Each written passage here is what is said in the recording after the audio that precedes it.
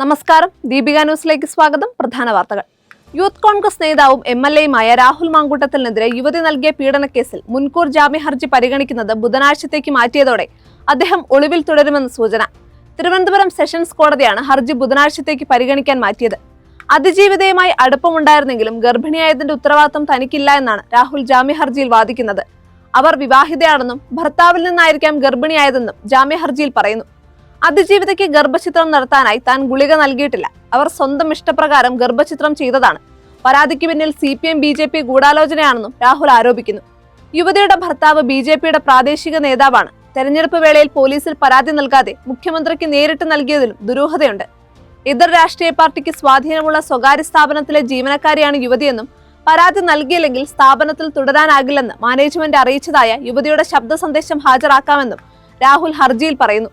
അതേസമയം വിവാഹബന്ധം ഒഴിഞ്ഞ ശേഷമാണ് രാഹുലുമായി ബന്ധം സ്ഥാപിച്ചതെന്നാണ് യുവതിയുടെ മൊഴി. 1 മാസം മാത്രമേ വിവാഹബന്ധം നീണ്ടു നിന്നുള്ളൂ. തുടർന്ന് 5 മാസം കഴിഞ്ഞാണ് രാഹുലിനെ പരിചയപ്പെട്ടതെന്നും യുവതി മൊഴിയിൽ പറയുന്നു. അതേസമയം കേസിനെ ചൊല്ലി ഇരുചേരികളും പരസ്പര പോരും ചെളിവാരിയേറും തുടരുകയാണ്. രാഹുലിനെ ന്യായീകരിക്കില്ലെന്ന് രമേശ് ചെന്നിത്തല പറഞ്ഞു. താൻ രാഹുലിനെ ന്യായീകരിച്ചിട്ടില്ലെന്ന് K. സുധാകരനും ഇന്ന് നിലപാടെടുത്തു. അതേസമയം രാഹുലിനെ ന്യായീകരിച്ചുകൊണ്ടും CPM-ന് ഇരട്ടത്താപ്പാണെന്ന് ആക്ഷേപിച്ചുകൊണ്ടുമാണ് ഇന്ന് കോൺഗ്രസ് മുഖപത്രം വീക്ഷണം മുഖപ്രസംഗം എഴുതിയത്. പീഡനാരോപണവുമായി രാഹുൽ മാങ്കൂട്ടത്തിനെതിരെ പരാതി നൽകിയ പെൺകുട്ടി വിവാഹമോചിതയാണെന്ന് അഭിഭാഷകൻ കോടതിയിൽ പറഞ്ഞത് തെറ്റാണെന്ന് കോൺഗ്രസ് നേതാവ് സന്ദീപ് വാര്യർ. യുവതിയും ഭർത്താവും മാസങ്ങളോളം തിരുവനന്തപുരത്ത് ഒരുമിച്ചുണ്ടായിരുന്നു. അവർ ഇപ്പോഴും വിവാഹമോചിതരല്ല. താൻ വിവാഹത്തിൽ പങ്കെടുത്ത ആളാണെന്നും സന്ദീപ് വാര്യർ ഫേസ്ബുക്കിൽ കുറിച്ചു. അറിയാവുന്ന ഇത്രയും സത്യങ്ങൾ പറഞ്ഞില്ലെങ്കിൽ കുറ്റബോധം എന്നെ വേട്ടയാടും. അതുകൊണ്ട് മാത്രം പറഞ്ഞതാണെന്നും സന്ദീപ് വാര്യർ അറിയിച്ചു. കോളിളക്കം സൃഷ്ടിച്ച ഒതായി മനാഫ് വധക്കേസിൽ 1-ാം പ്രതിക്ക് ജീവപര്യന്തം.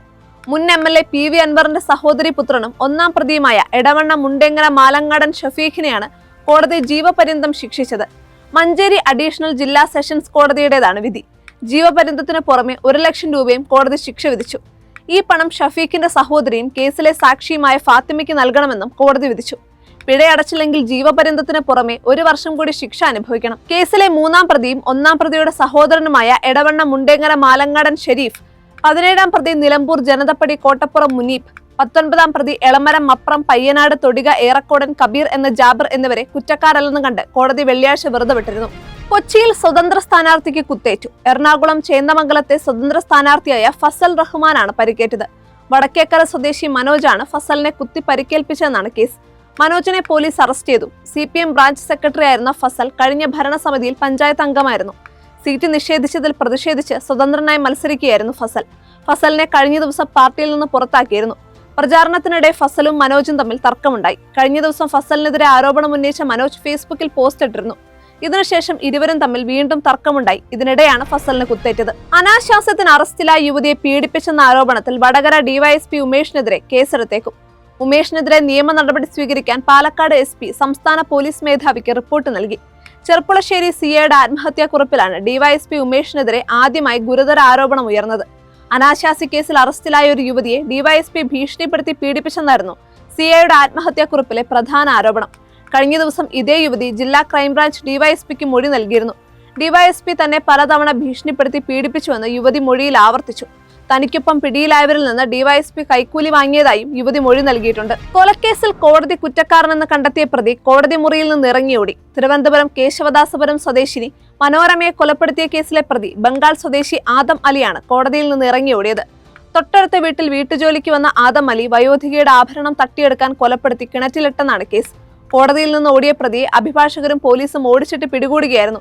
ശിക്ഷാവിധി സംബന്ധിച്ച വാദം ഉച്ചയ്ക്ക് 2-ന് നടക്കാനിരിക്കെയാണ് പ്രതി കോടതിയിൽ നിന്ന് ഇറങ്ങി ഓടിയത്. 2022-ലായിരുന്നു കൊലപാതകം. മനോരമയുടെ വീടിനടുത്ത് പണിക്കെത്തിയതായിരുന്നു ആദം അലി. ഇയാൾ വെള്ളം കുടിക്കാനായി സ്ഥിരമായി പോയിരുന്നത് കൊല്ലപ്പെട്ട മനോരമയുടെ വീട്ടിലായിരുന്നു. കഴുത്ത് ഞെരിച്ചാണ് കൊലപ്പെടുത്തിയത്. കർണാടകയിൽ മുഖ്യമന്ത്രി സ്ഥാനത്തിനുള്ള തർക്കം രൂക്ഷമായതിനിടെ സിദ്ധരാമയ്യയുമായി കൂടിക്കാഴ്ച നടത്തി ഉപമുഖ്യമന്ത്രി DK ശിവകുമാർ. ശനിയാഴ്ച രാവിലെ സിദ്ധരാമയ്യയുടെ വസതിയിലാണ് DK കൂടിക്കാഴ്ചയ്ക്കെത്തിയത്. മുഖ്യമന്ത്രിയുടെ ക്ഷണപ്രകാരമായിരുന്നു ശിവകുമാറിന്റെ സന്ദർശനം. ഇരുവരും ഒരുമിച്ചിരുന്ന് പ്രഭാത ഭക്ഷണം കഴിച്ചു. തുടർന്ന് ഒരുമിച്ച് മാധ്യമങ്ങളെ കണ്ടു. തങ്ങൾ തമ്മിൽ അഭിപ്രായ വ്യത്യാസമില്ലെന്നും ഭാവിയിലും അതുണ്ടാവില്ലെന്നും സിദ്ധരാമയ്യ മാധ്യമങ്ങളോട് പറഞ്ഞു. 2028-ലെ തെരഞ്ഞെടുപ്പാണ് ഞങ്ങളുടെ അജണ്ടയെന്നും തദ്ദേശ സ്ഥാപനങ്ങളിലേക്കുള്ള തെരഞ്ഞെടുപ്പിനെ കുറിച്ച് ചർച്ച ചെയ്തെന്നും സിദ്ധരാമയ്യ കൂട്ടിച്ചേർത്തു. ഗുജറാത്തിൽ പുലിയുടെ ആക്രമണത്തിൽ 1 വയസ്സുകാരി കൊല്ലപ്പെട്ടു. വ്യാഴാഴ്ച വൈകുന്നേരം 6-ന് ട്രാംബക്പൂർ ഗ്രാമത്തിലായിരുന്നു സംഭവം. വീട്ടിൽ പാചകം ചെയ്തുകൊണ്ടിരുന്ന അമ്മയുടെ അരികിൽ ഇരിക്കുകയായിരുന്ന കുട്ടിയെ പുള്ളിപ്പുലി വലിച്ചിഴച്ചുകൊണ്ട് പോവുകയായിരുന്നു. അമ്മ പുലിയെ ഓടിക്കാൻ ശ്രമിച്ചെങ്കിലും സാധിച്ചില്ല. അമ്രേലി വന്യജീവി സങ്കേതത്തിൽ നിന്ന് ഏകദേശം 3 കിലോമീറ്റർ അകലെയുള്ള വീടിനടുത്താണ് പെൺകുട്ടിയുടെ മൃതദേഹം കണ്ടെത്തിയത്. വനംവകുപ്പും പോലീസും സ്ഥലത്തെത്തി കൂടുതൽ അന്വേഷണം ആരംഭിച്ചു. പുലിയെ കൊടുക്കാൻ ദൽഖാനിയ റേഞ്ച് പ്രദേശത്ത് 7 കൂടുകൾ സ്ഥാപിച്ചിട്ടുണ്ട്. മന്ത്രിയുടെ ഓഫീസിൽ നിന്നാണെന്ന് പറഞ്ഞു വിളിച്ച് പോലീസിനെ ഭീഷണിപ്പെടുത്തിയ യുവാവ് പിടിയിൽ. മലപ്പുറം കോട്ടക്കലിലാണ് സംഭവം. പുത്തൂർ സ്വദേശി സനൂപിനെയാണ് അറസ്റ്റ് ചെയ്തത്. ഇക്കഴിഞ്ഞ 26-ന് വൈകിട്ട് 6-നാണ് സംഭവം. സ്വന്തം മൊബൈൽ നമ്പറിൽ നിന്ന് സ്റ്റേഷനിലെ ലാൻഡ് ഫോണിലേക്ക് വിളിച്ച പ്രതി മന്ത്രി പി രാജീവിന്റെ ഓഫീസിൽ നിന്ന് വിളിക്കുകയാണെന്ന് പറഞ്ഞാണ് സംസാരിച്ചത്. പുത്തൂർ അരിച്ചോളിലുള്ള സനൂപിന്റെ വീട്ടിൽ പോയ പോലീസുകാരുടെ തൊപ്പി തെറിപ്പിക്കുമെന്നും വിവരങ്ങൾ നൽകണമെന്നും പറഞ്ഞായിരുന്നു ഭീഷണി.